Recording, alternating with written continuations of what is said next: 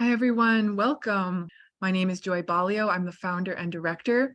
So welcome again to Pioneer Valley Writers Workshop and to our 10-month manuscript program open house. We are thrilled to have you all here, and I'm also delighted to have a lot of our current students here with us, 5 of whom will be reading to start off things. So we're very excited to have them. And our instructors will talk briefly about their sections. We will also have a lot of time to do Q&A. So if you have questions that come up throughout, feel free to drop those in the chat. So let me start by telling you who is reading. So today we have Rachel Teferet, who will be reading from the novel revision workshop with Kate Senecal, Tom Pedulla, who will be reading memoir, and he's in Dorian Fox's memoir section. Cheryl Bonin will be reading nonfiction. She's in Carolyn Zaikowski's nonfiction workshop. Ina Lipkowitz will be reading, and she's in the novel revision workshop with Kate. And Tzivia Gover will also be reading, and she's in the poetry hybrid section with Carolyn Zaikowski. So I'm going to just start by turning things over to Rachel to begin. Rachel Teferet. Thank you. Well, thank you so much for having me. And I have to say, Kate's class has just been really life-changing. I've generated a lot of content. Like, I've generated a lot of novels. Like, it's scary, but I never really knew how to get into revision. And now I know. And so I'm just terrifically excited to share from my novel, The Twisted Forest. Against the moonless night, shrouded in fog, the small cottage at the top of the hill shone like a beacon, windows on each side spilling beams of light to the 4 directions. If viewed from above, the light might look like the bell cross, its golden branches made more solid by the darkness and the roiling clouds. And it was a dark night indeed, for inside the witch of the eastern reaches lay dying, and there was nothing her young apprentice could do. Micah was slight for her age, and her wild, frizzy hair made her look younger than she was. She often liked to remind her patients that she was nearly 12 and almost a full witch, and only 3 years away from her naming day. Thank you very much. But this night she felt as young as she looked, and nothing like a witch. As Micah put another log onto the roaring fire, then replaced the guttering candles, her thoughts returned to the patients she had lost during the demon fever. The wasting sickness had blown down from the Serpent Spine Mountains on an evil wind that stank of sulfur and enshrouded the village in a lingering yellowish haze. Many had fallen ill. Most of those who had died were old, but one had been a child. Micah had helped in the girl's birthing only a year prior.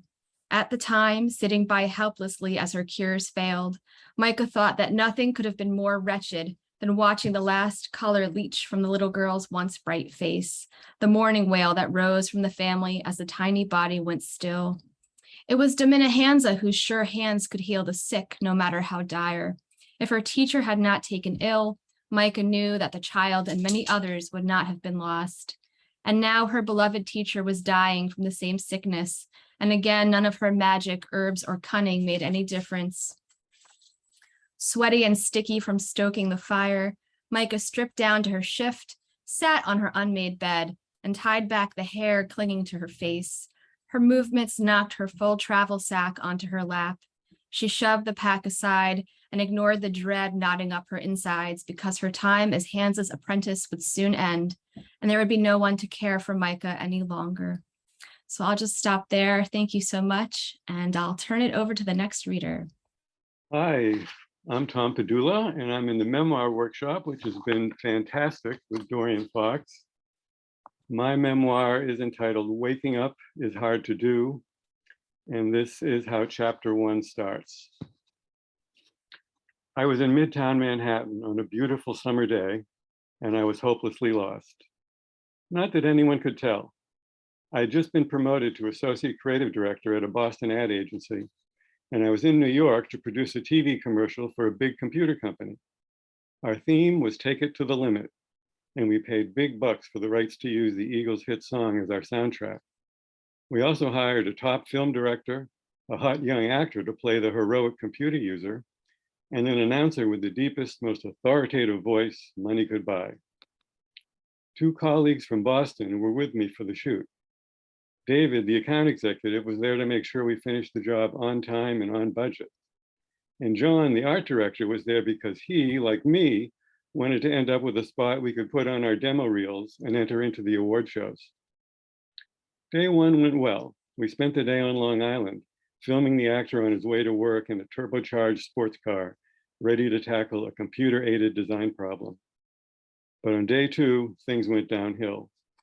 The whole team crammed into a studio on Fifth Avenue to film our hero at work.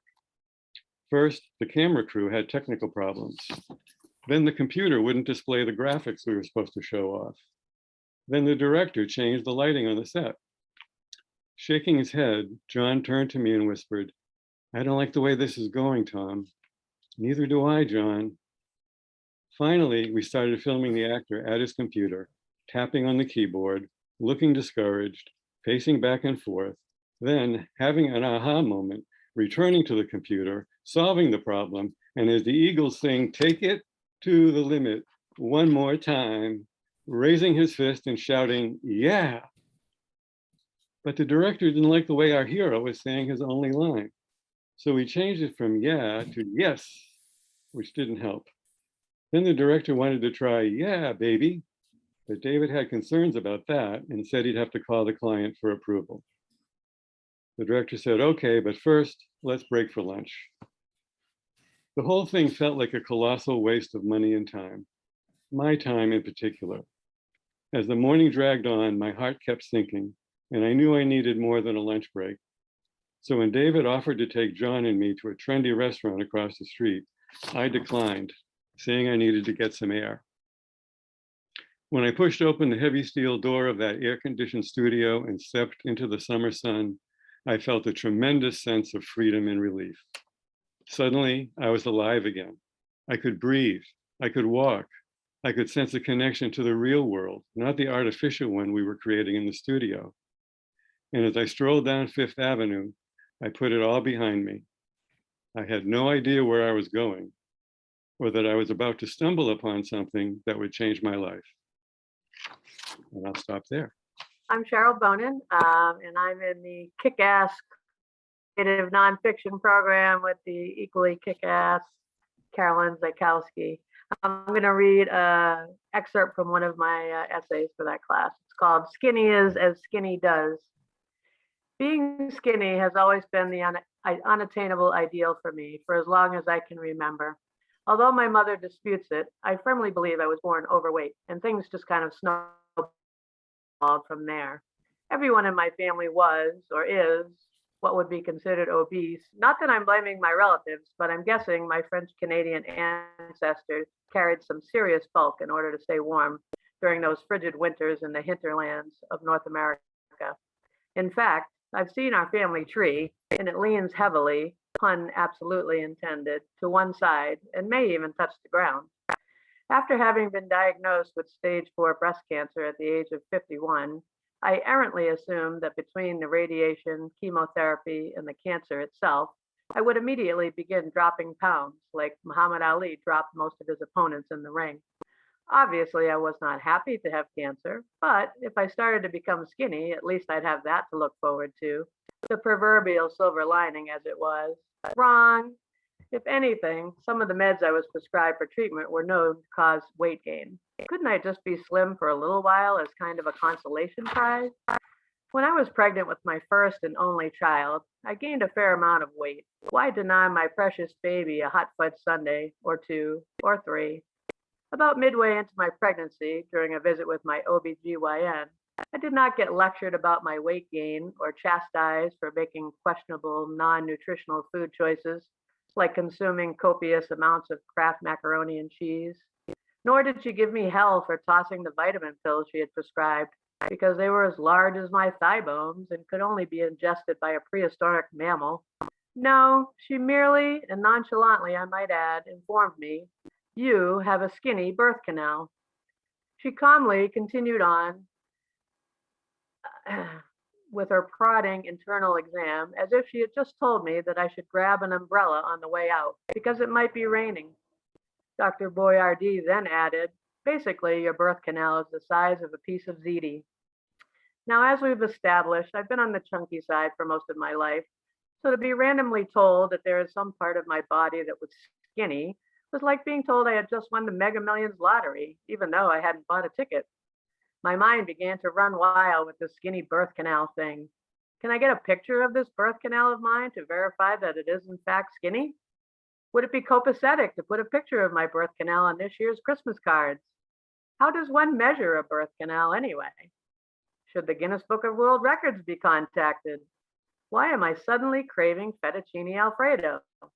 My initial excitement was short-lived, as the irony of the fact that the one and only skinny piece of my entire body was something not visible to anyone slowly started to make its way into my consciousness. Visions of taking my skinny birth canal on the road with the carnival sideshow began to quickly fade. Step right up and see the amazing ziti woman. You won't believe your eyes. And you'll never look at a bowl of ravioli the same again. Just $5. And you'll also receive a side of meatballs. Thanks, everyone. That's a tough act to follow, Cheryl. I loved that. My name is Ina, and I am in Kate's novel revision class, and I'm about to read a short excerpt from, I call it a collage rather than a novel. It's set in the 1930s, just so you know what you're about to hear. It's called Confluences. Since that first time he played at Minoff's Cafe, Hubbard had been spending more of his evenings in the back room, which meant he was spending fewer practicing with the church auxiliary. The old piano player had taken him in and was teaching him to listen to the beat and the rhythm of the music, to feel the notes rising and falling, to linger in the soft, slow moments you feel deep inside, instead of rushing to the raucous, ear-splitting ones that make you long to jump to your feet and clap your hands. He taught Hubbard about swing and jazz, and told him about trombonists like J.C. Higginbotham, who'd left Atlanta for the clubs of New York City, Vic Dickinson, who'd left home to join Blanche Calloway's orchestra, about Jimmy Harrison, who'd led his own jazz ensemble before dying at only 30, and most of all, about Lawrence Brown, the minister's son who'd found a trombone while cleaning the vestry of his father's church. He got his start playing in church. The piano player looked straight at Hubbard when he said this, but soon enough dreamed of a bigger stage. And even though his father disapproved, he left home. By the time he was 25, just a few years older than Hubbard was right now, the piano player paused for emphasis when he got to that detail. He'd been invited to join Duke Ellington's orchestra. And everything the old player told Hubbard, Hubbard passed along to Marvin. "Who's Duke Ellington?" the boy asked. "Who's Duke Ellington?"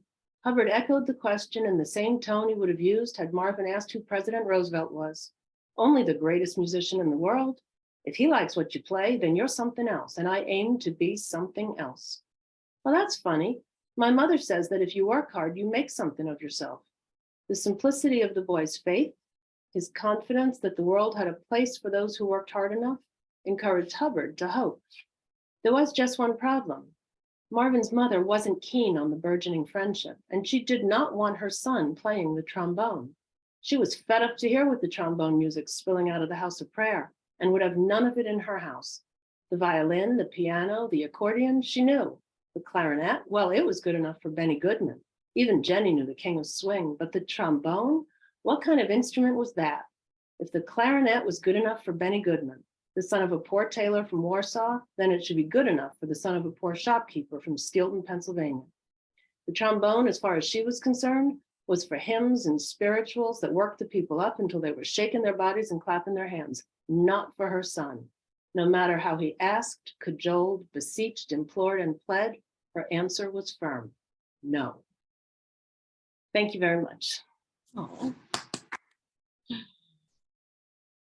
Okay, thank you. My name is Tzivia Gover, and my project, I'm in the poetry hybrid group with Carolyn, and my project is redreaming the story of the biblical matriarch Sarah. And so, not surprisingly, since we're talking Bible, there's a lot of blank spaces when it comes to the women's story. So the first poem I'm going to read starts with the beginning of the story, which is the line of Terah, which would be Sarah's father. And so as I read, I'll indicate the blank spaces just by turning my hand up. So in all these begats, of course, there are no female names until Sarah's at the end, and she's called Sarai at this point of the story. So the poem is called The Line of. Now, this is the line of begat and begat and died in the lifetime of her mother in her native land, and took husbands for themselves, husband being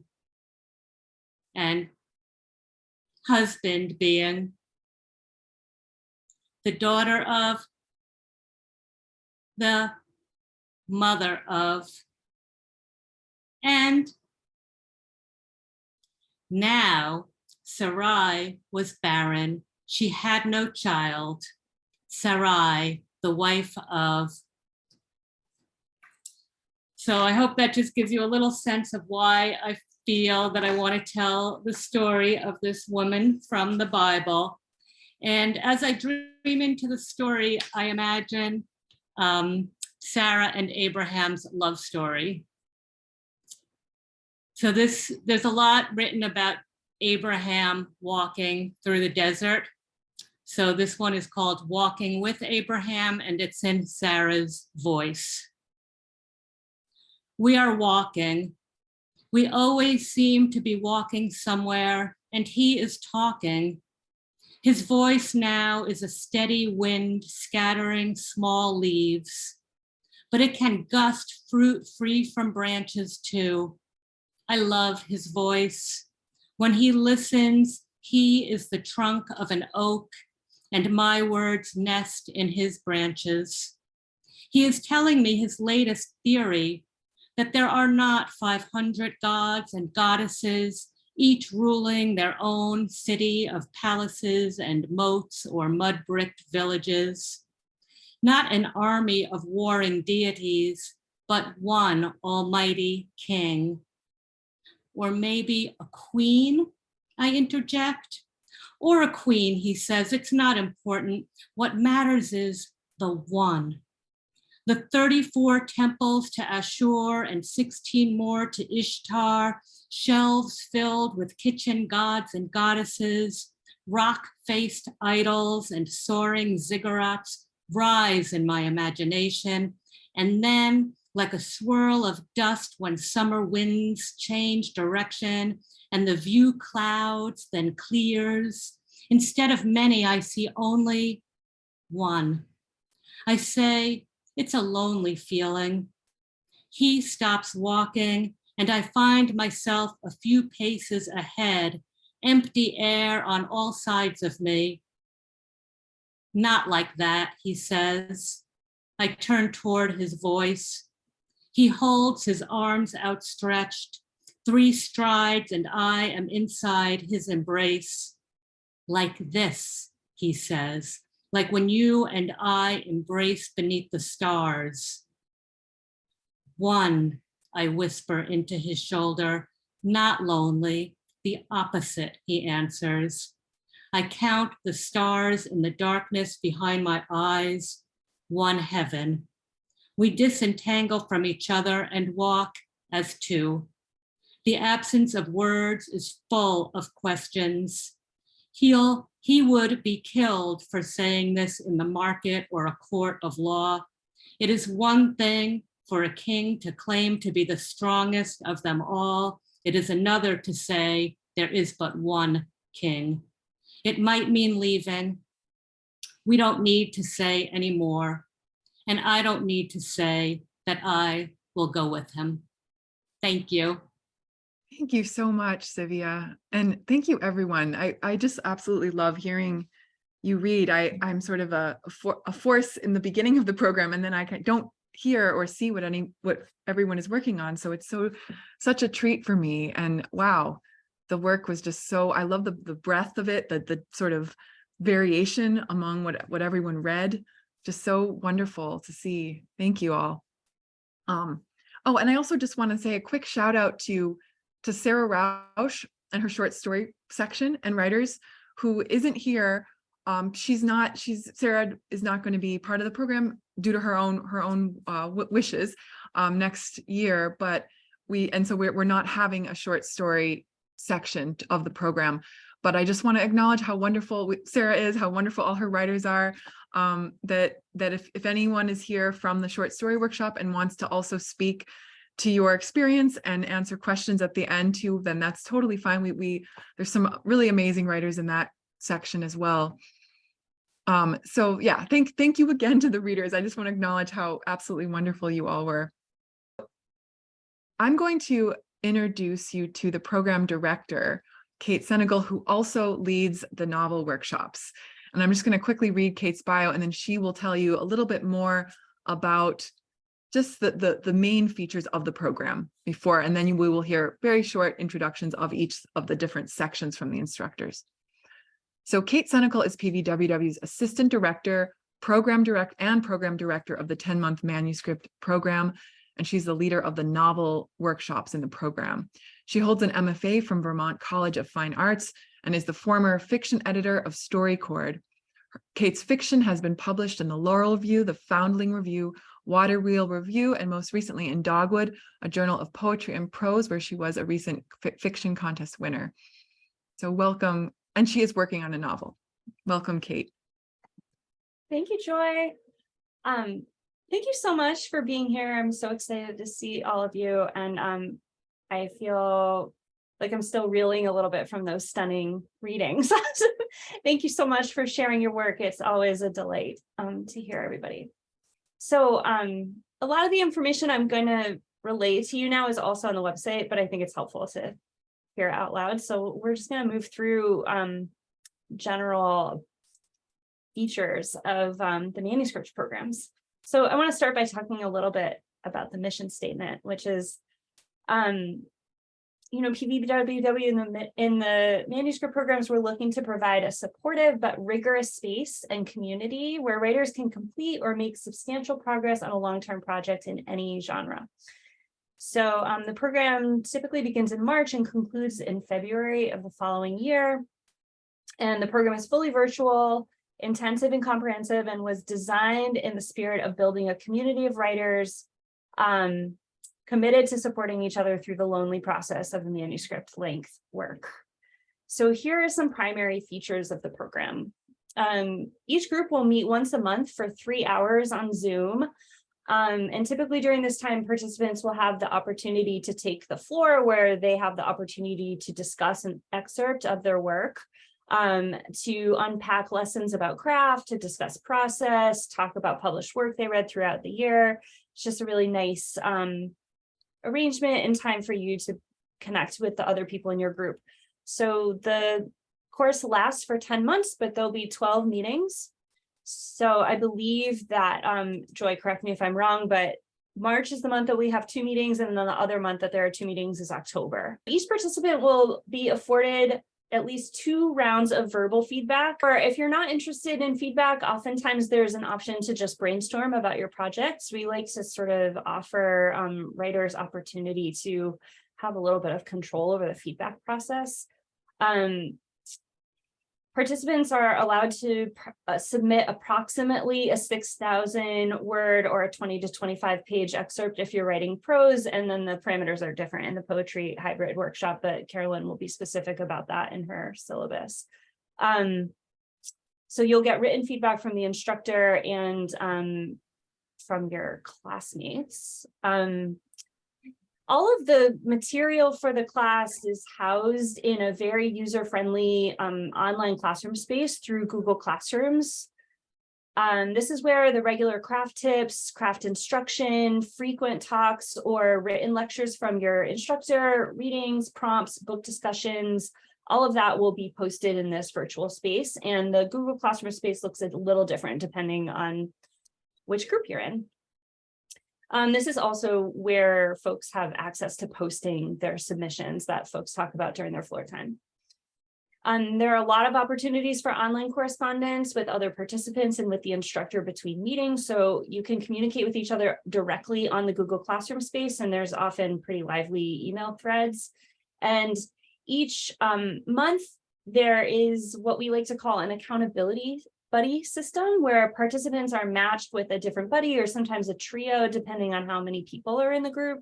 And with your buddy, the buddies exchange some pages of work in progress over the month, or they might meet regularly on whatever terms personal schedules allow for, but we encourage buddies to meet at least once a month, where you can chat about how things are going. You talk about goal setting, how what systems you've developed in your writing process. It's just an opportunity to deepen your connection, to talk shop, and to make friends. And there's each course also features discussion on the basics of publishing. Toward the end, usually, you get 2 one-on-one meetings with the instructor, which lasts an hour, and you can submit pages ahead of those. And then you also have an optional opportunity to read your work at one of our virtual year-long program reading nights, and that happens in February to celebrate the end of the program. So that, I think those are all the bullet points. Thank you, Kate. I think that was pretty much everything. So just to recap, the main sort of like pillars of the program: a monthly Zoom meeting, a Google Classroom virtual space where a lot of interaction happens that is not obviously like that is sort of flexible with when you want to get to it or when you want to sort of chime into the conversation there, and meetings with instructors and accountability buddies where you are sort of checking in with your assigned buddies that month. All right, so thank you so much. And let me introduce you to the instructors. So Kate does teach the novel workshops. Actually, Kate, do you want to just continue talking about your particular section and what the focus of the novel workshops are, and maybe also the difference between the generative course and the revision section? Yeah, sure. Great. I have 3 sort of pockets that I'm looking to tend to in both of the first draft and the revision class. And the first is community building. Writing can be really lonely, and I really think it's important to connect with other people who are sort of in the trenches, if you will.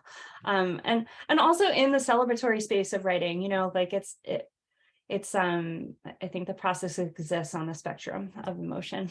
So community building, I really like to offer some robust technique related tools. So we'll talk a lot about craft mechanics. So that's a pretty straightforward element of the course. And then the second is helping writers, like supporting writers in discovering what their own personal creative process is. I think there's a lot of avenues in a sort of like, here's the way to write your novel. And I don't actually believe there's one way. I think there are a million ways, but it's really important to really figure out your own brain and figure out what your needs are in terms of nurturing your creative process and nurturing your writing and developing confidence. And, so I think the courses really successfully, if I'm doing my job well, they successfully balance all 3 pockets. I hope people walk away from the course feeling like they've gained a pretty warm and lovely community. They have a whole toolbox with different techniques that they can use at the ready, which just helps with the revision process and also the generative process or the first draft process. And then just having a deeper understanding of your own creative needs, like, is an hour enough time for you to get work done? Do you just need 20 minutes? Those sorts of questions. The first draft class is really designed to facilitate generating material and getting through the first leg of discovering what your idea even is. So way less emphasis on critical critique in those stages, because I feel like that's just sort of like the flower is just starting to sprout. You don't want to step on it by being like, I think the scene summary balance here isn't quite working. I mean, that can really kind of stifle. So the assignments in the first draft class are really geared toward investigation, creative curiosity, using different writing prompts to experiment with how your characters might behave, different elements of, thinking about how much planning is good for you in the first pass, or whether you are a person that doesn't need planning at all. So those sorts of things. And then the revision class is different in that it's really specifically geared toward developing a system to revising your work. So we use really tactile tools in order to work through, you know, seeing the proverbial forest through the trees. So revision specific readings, we use a pretty robust online tool to track how the novel is working. And in addition to all of the craft reading that the first draft folks get. And those sessions of floor time tend to be a little bit more rigorous and more geared toward offering constructive advice rather than the first draft floor time, which I like to structure as more of like a reflective period of like, hey, this is what I think you're up to. This is what I think is possible. Yeah, I think those are the primary differences. And in the revision group, everyone will read each other's full manuscripts, which is the big difference in the following year. So I think that's it, but I'm really eager to hear your questions. So if I left anything out, we can get to it in the Q&A. Thanks so much, Kate. Thank you. All right, so I will keep going to our two other instructors. Carolyn Zaikowski, who leads the nonfiction workshop and the poetry hybrid workshop. She's also the author of the hybrid novels, In a Dream, I Dance by Myself and I Collapse, and A Child is Being Killed. Her fiction, poetry, and essays have appeared widely in such publications as the Washington Post, Denver Quarterly, The Rumpus, West Branch, Pank, Huffington Post, and Everyday Feminism, among many others. She holds an MFA from Naropa University's Jack Kerouac School of Disembodied Poetics.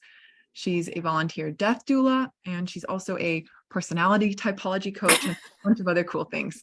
Thank you so much, Carolyn. And also when you're talking about your classes, if you could also clarify too, I know a question that comes up a lot is who should really apply to the memoir versus the nonfiction and that kind of distinction.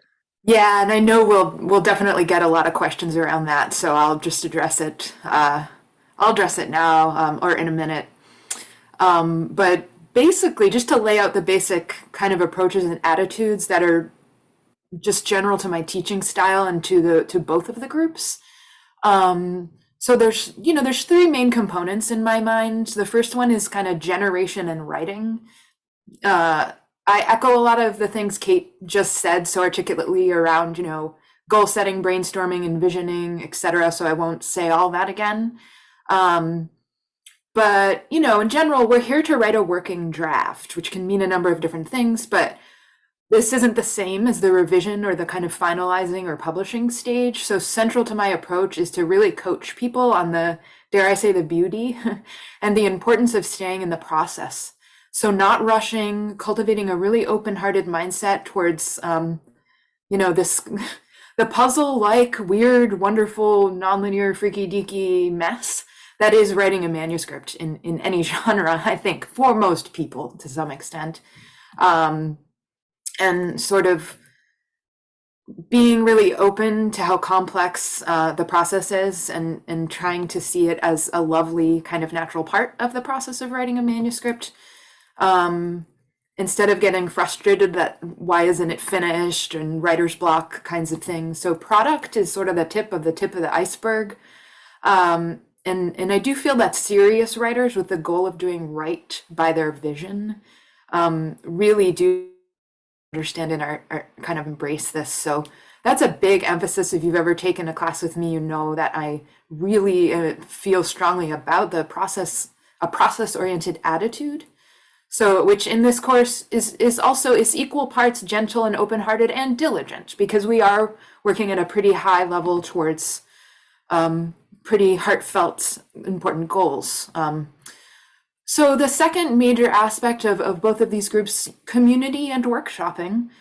So in a way, the robust sort of dynamic, continual sense of community that we're trying to foster over the months is the most important part in some way. It's kind of the whole point of paying for and doing a group like this, instead of doing work on one's own or just with a solo consultant. So that means all of the community work, both in the Zoom meetings and at home with the group, with the buddy groups, with the Google Classroom. It's all extremely important, in addition to the workshopping, of course.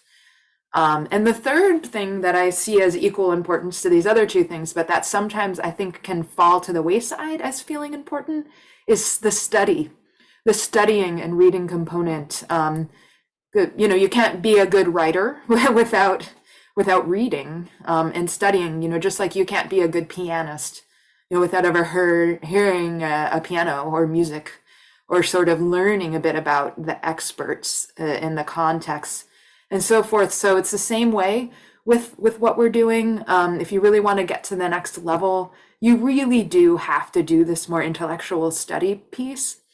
You want to be fluent in your tools and your options for craft. You also want to be able to learn about your kind of historical and cultural and social lineage as a writer. We were created by the context and the lineages and the histories that came before us as writers. So, and we need to kind of acknowledge and understand and be responsible to those lineages and contexts. So that's community, generation in writing, study. Those are the big ones. So as I'll take an extra minute here to talk about some basics. There's a lot of questions about, well, which group should I be in? A lot of overlap between all of our genres, honestly. But I'll just say creative nonfiction, as we are, just for ease, the sake of ease, kind of defining the differences between some of these groups. The creative nonfiction is a really big category, one type of which is memoir, which is Dorian's group, of course. But for the rest of the creative nonfiction, for this, we're focusing on just kind of traditional prose in a whole number of genres. The poetry hybrid, for our purposes, is really more about playing with form. So you might actually be writing essays or like an experimental memoir or a memoir in verse or something like that. But this would, the craft tools you would learn in my group, if you're doing more kind of avant-garde experiments or fragmented, the stuff that gets called experimental, for better or worse, that's more what we're doing in my group, regardless of content. If you've got the like poetic, the lyric essay, that kind of thing, is like actual visual forms on the page being played with, prose poetry. The poet's novel, we actually get we have a couple fiction writers who are doing very experimental fiction in my group. So yeah, it's about playing with form. It's about learning like hybrid and the more unusual craft techniques to put and the hows and the whys of that. The creative nonfiction group, I suppose, is a little bit more conventional in the approach to the words on the page. I hope that makes some sense. I'm sure we'll address this a little more in some of the other questions. Thanks so much. Thanks so much, Carolyn. So I am going to introduce the last instructor in the program, last but not least. Dorian Fox leads the memoir workshop in our 10-month program. His essays, articles, and stories have appeared in a wide range of literary publications, including Brevity, The Rumpus, Gay Magazine, Atticus Review, Under the Gum Tree, McSweeney's Internet Tendency, Creative Nonfiction's Sunday Short Reads, among others. His work has also been honored in various competitions and received nominations for the Pushcart Prize and Best of the Net. Welcome, Dorian. Thanks, Joy. And so I want to echo first the thanks and praise for the readers today. That was really wonderful. Of course, I was familiar with Tom's really sort of gripping and funny opening of his memoir, but it was really wonderful to hear him read that and also hear it in chorus with these other dynamic voices. So thanks to the readers. And I'm going to be probably piggybacking here on a lot of what both Kate and Carolyn said. I mean, I think in terms of our teaching philosophies, we're fairly in sync, I believe. But in terms of the memoir program, there are two sort of main aspects that I wanted to focus on today.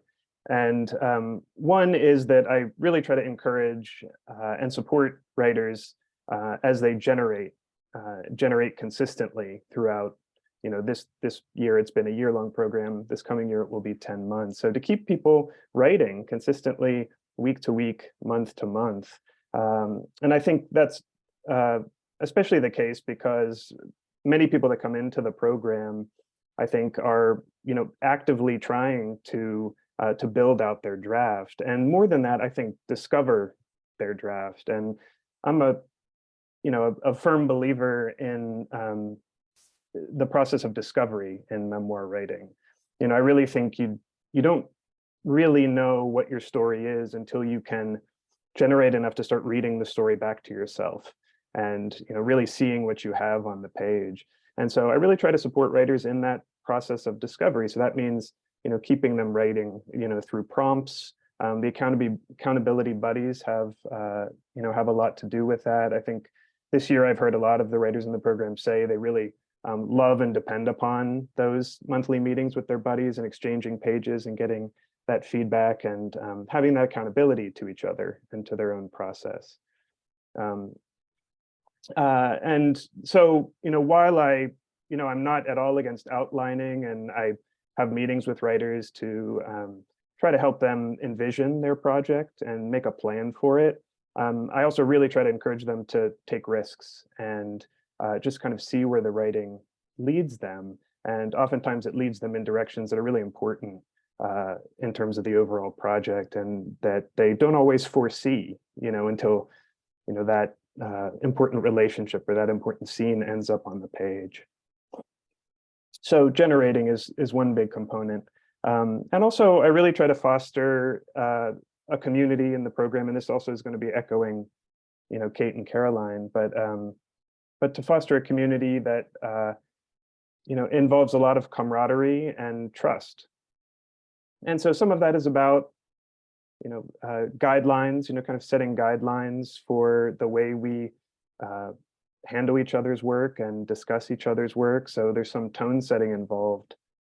But I also think that trust and camaraderie is earned over time. And that's why I really like these longer programs, because we have a chance over weeks and months to build that trust and to get to know each other, to get to know each other's stories, and and to really kind of grow into that trust in the workshops. And so what I've seen this year is that over time, writers in the current group, and without going into specifics about their stories, they've been willing to share more, put more on the page, and also bring more intimate and sensitive material to workshop, because they trust, I think, that it's going to be handled with care. So that's a process that's I think occurred over months, and something I really try to foster in my workshops.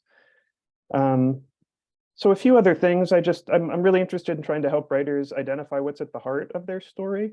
And again, that can take time, and a lot of writing to begin to understand that, and feedback as well, getting feedback on your work to help you see things that maybe you're not seeing yourself as a writer because you're so close to the story.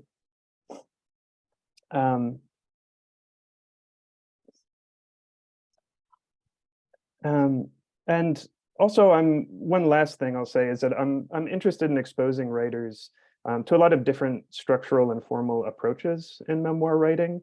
So the principal way I do that is by just exposing them to a lot of different types of work. And so that's through the monthly readings, where we're looking at memoir chapters or personal essays that are taking different approaches, sometimes risky or experimental approaches, sometimes more traditional narrative approaches.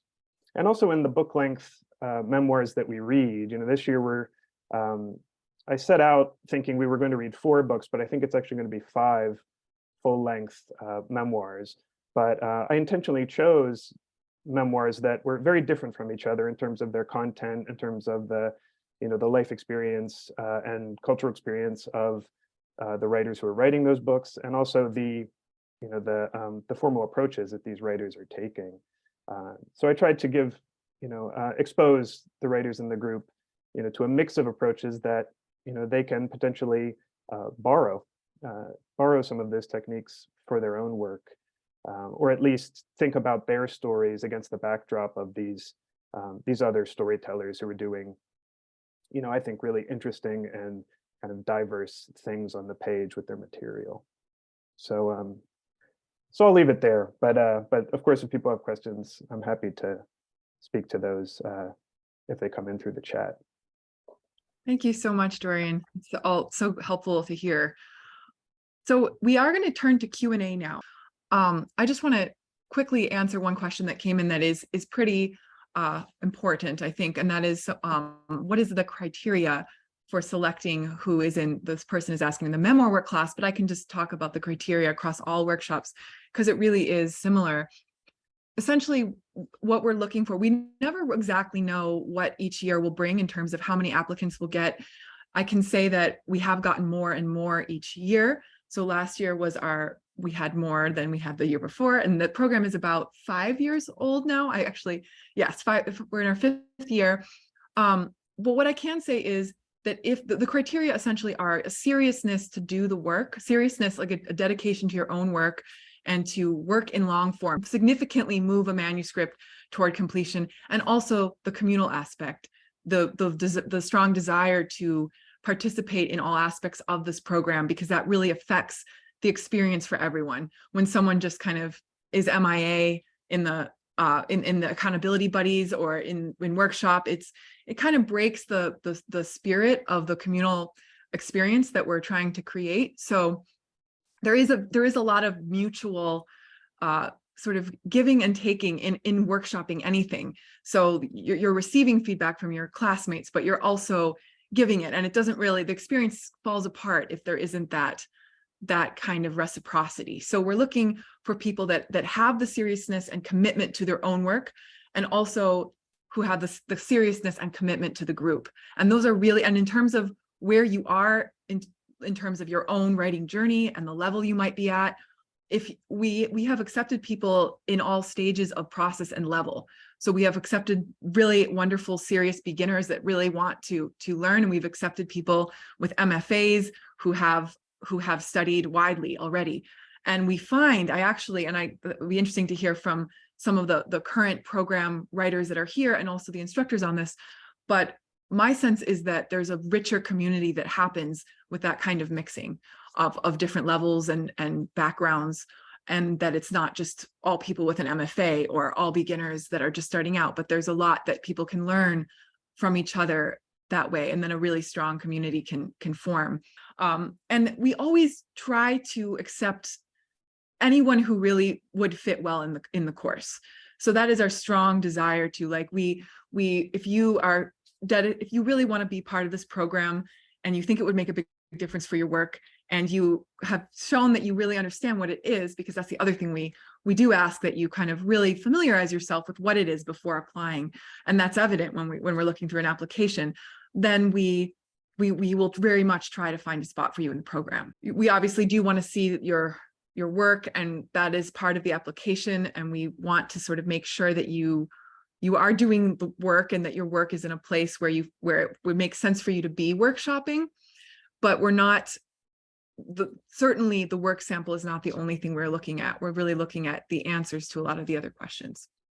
Let's see what other questions are coming in. And someone says, I'd love to hear from current students about how much time they spend weekly on the program between reading, feedback, and writing. So that's a wonderful question. Current students, who would like to, anyone want to take this one? Yeah, well, I wrote in the chat, it's really flexible. You have a month to get work done, and some of the material is video or audio, so you can listen to it, and then I'll take my PDFs or articles and I'll put them through an app called Speechify. So I'll listen to my homework while I make dinner. And then giving feedback takes like a couple hours. And of course, like the more you put into the class, the more you get out of it. But I have a very busy work schedule. And so I found this to be really flexible and also forgiving, like the readings are there for you. But if like you don't like get to all of them, like you're not in trouble, you know what I mean? It's like, it's not a college class. It's like how much you want to put into it. And, some months I couldn't get all the readings done and it was okay. I still got a lot out of the class.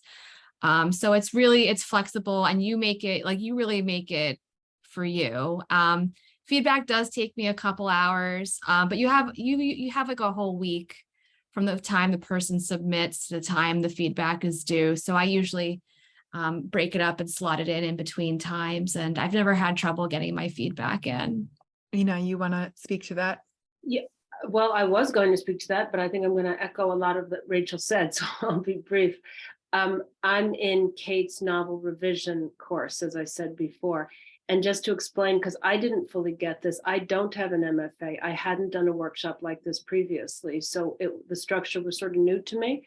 So I thought it might be helpful for those of you who are thinking of doing it for the first time. But the Google Classroom, at least the way Kate does it, it's all very logically laid out under subject headings. So there'll be a heading of craft readings, and you can read those, as Rachel was saying, at your own speed or your own pace. And also, if you miss it 1 month, if you're crazy 1 month with work or with family or with, I don't know, whatever you're crazy with, it's not like it vanishes. You can read it the next month. So you can certainly do that.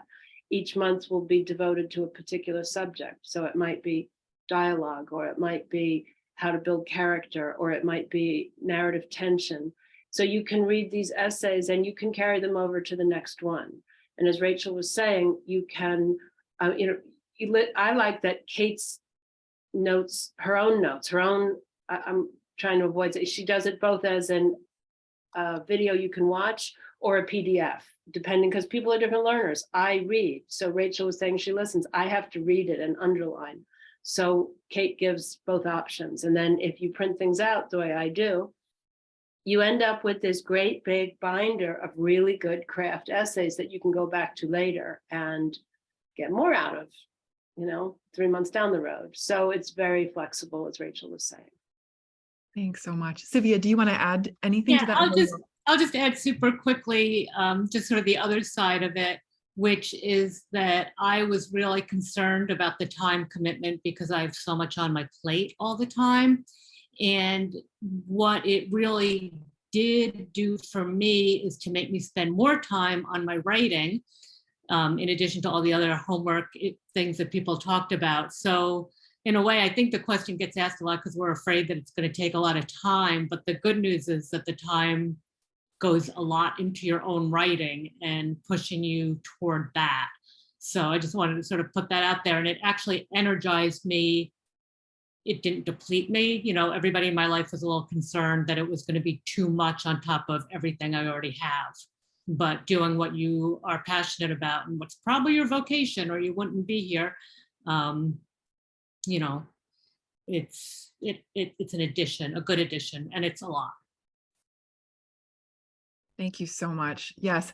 Yeah, no, you said that really well, that in a big part, this program is about accountability. It's about, like, are you working on a book, and are you trying to do this work anyway? And would doing it alongside these other writers doing it in this kind of program that kind of holds you to that and helps you get to the end more. I think that's the spirit of the program. And how everything that the program offers is really designed to help keep you sort of inspired on this course, on this path. Like the communal aspect can be so important to that. There's a lot more that people are sharing, that current students are sharing in the chat, and I can definitely read those aloud too. But I just also want to make sure, are there any other questions coming up that anyone has that we haven't really talked about or addressed? I saw a question up in the chat. Oh yes, that was specific, and I can answer it briefly. But somebody had asked, I think it was Mariana, about what draws me to the memoir form, and there are a lot of ways I can answer that. There are a lot of reasons, but I think one main aspect of memoir that draws me to it is the vulnerability of the form. And that's not to say that a novel or a poem, it isn't deeply personal to the writer who's writing it, but I just think there's a risk and a real vulnerability in sharing a true story in an unvarnished way through memoir or personal essay. And I just really respond to that. And, I just really like to nurture that in my own work, but also to nurture and support writers who are willing to take that risk on the page and tell a true story, because I think it does land with readers in a different way. A true story that's very well developed and deep diving, but that the reader knows is a true unvarnished tale that's pulled directly from the writer's experience. Thanks so much for sharing that, Dorian. And I just want to, there are a couple more questions have just come in. I just want to, one of them is actually probably a good thing to share, which is, can writers bring manuscripts to, so there's the novel revision workshop, but what about the other workshops in terms of bringing a novel or bringing a manuscript that you want to work on revision? So if someone is particularly asking about the nonfiction workshop, but I think it's maybe a good thing to address for all. Do Dorian and Carolyn, do people have stuff they're revising in what are your thoughts on that? Does anyone? Well, it's interesting. As you kind of alluded to before, the people who come to the groups have a lot of different levels of experience and how much they've written in their project. So that's definitely true. With revision, I mean, it depends on where somebody is at in their revision. I do think it's important to note that my groups, all of the groups except Kate's revision group, our craft focus is not on revision, although I do a couple months at the end. I mean, we get towards it, we address it at the end or here or there as needed, but it's not the focus of the group. Now, someone who is in high stages of revision will probably get a lot out of workshopping, for sure. But as long as somebody is open to that, it is, some people get frustrated if they, they're like, I'm revising, but all we're talking about is generating and goals. But if you're okay with coming to a class with a teacher who's pretty all about staying and not hopping to revision and maybe not even assuming that a person is in the revision stage yet, that's great. I have worked with that before. If you really feel strongly about the word revision and I am revising and kind of not challenging that, it might not work. But yeah, I don't know if that's too vague of an answer, but technically speaking, most of the craft we're doing is not revision exercises. Thank you. Yeah, that's very helpful. So just to be clear, Joy, that the question was about the mix of writers in the group, whether some are sort of how many people might be revising during the year versus people who are kind of actively generating a first draft. Would your work, would someone who has a complete manuscript makes sense to come to your workshop? Yeah, I mean, I think so. And not to put you on the spot, Tom, but Tom, who read today, I know he had completed a draft before he entered the program, if I'm not mistaken.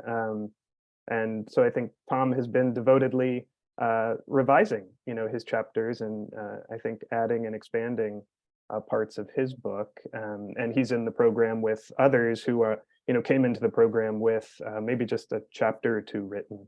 And they've been, busy just generating, building out the first draft of their book. And, so it's all worked out. I think these writers at different stages still have a lot to, I think I think they have a lot to give each other, regardless of where they are in terms of feedback.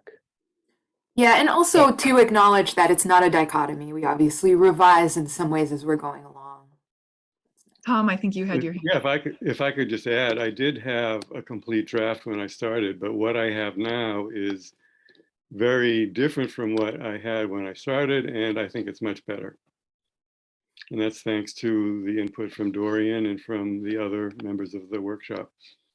I think I'm sensing some questions that are getting at the idea of what's the difference between memoir and creative nonfiction.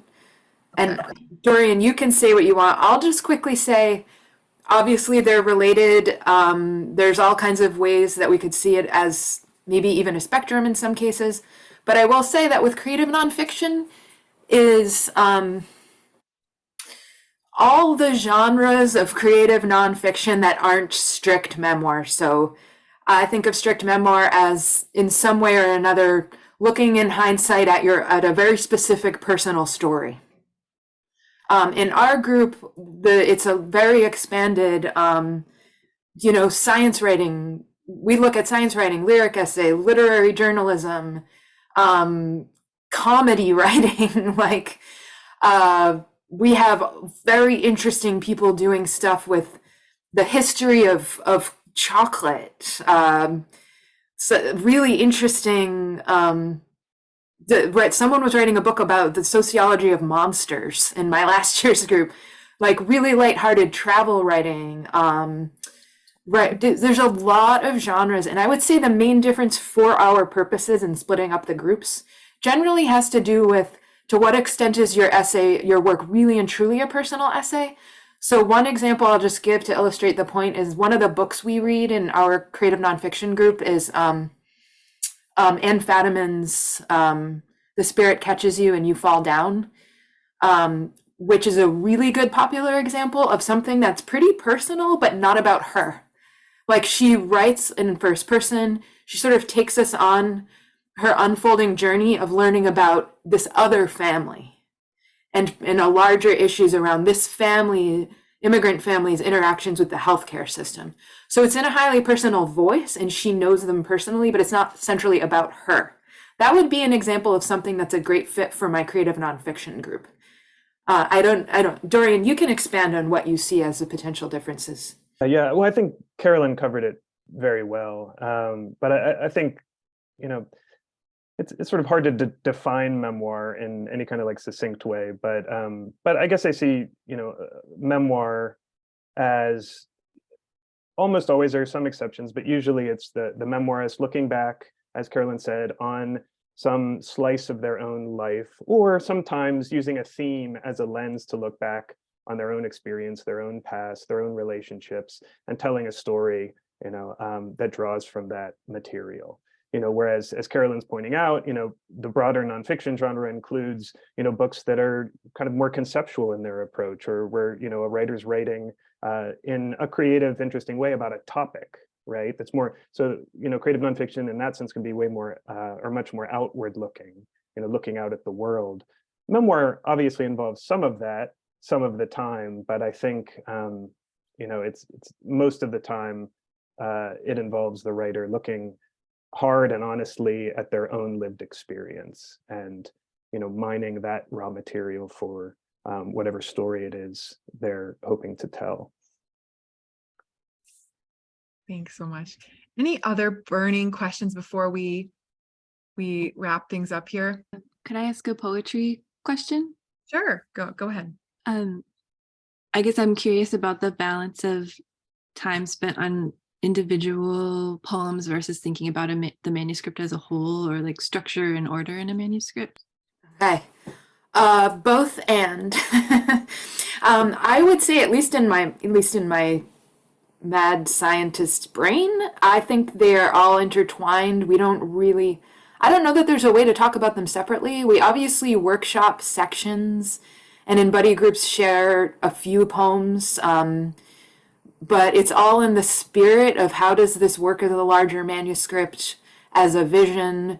Toward the end of the course, we get specifically into ordering, because this is such a big thing, like where to put what in a hybrid or poetry manuscript is huge. So we definitely talk about that towards the last kind of third of the class, because I like to wait until people have stuff generated before playing around with that.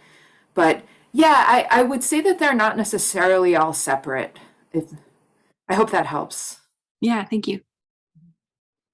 Well, thank you everyone for coming. And oh my gosh, a big thing. Oh, I'm sorry. Someone is asking about the books, that the memoir section. I don't know if, I know for some of the instructors like to tailor that based on their group, based on who we will obviously be reading your applications, and then based on a lot of what happens. I know some I know Kate does that, but I don't know, Dorian, if you can. Yeah. So I assume this refers to the full book length works that we'll be reading. So I think it will probably be the same, or mostly the same, this coming year. But so this year we read Gabrielle Hamilton's Blood, Bones, and Butter, Therese Mayhot's Heartberries, Brian Broom's Punch Me Up to the Gods, which is sort of a favorite of mine, and what was the other one? A Three Dog Life by Abigail Thomas. And then we're currently figuring out our 5th book. We're gonna vote on it and figure out what the 5th title will be. So cool. So I put some of mine in the chat if anybody's curious. Tentative selection.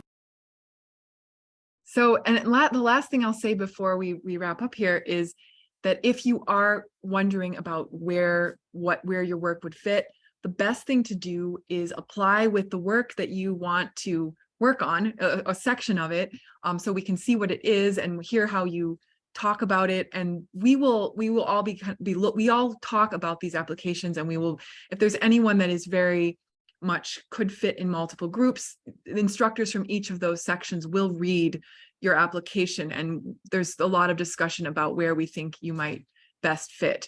So we are thinking about that. So you don't have to necessarily have an answer of where you think you will be. If you're someone that is writing sort of between and across a lot of these genres. Also, there is an option on the application to list a second choice. That's pretty important. And what we sometimes have found is not so much that a writer's second choice might really be where we think that the work you're doing would be best based on who else is being accepted to that group. So we've had a number of cases with that where we're like, wow, this person really would go so well with these other writers that are being accepted into this section.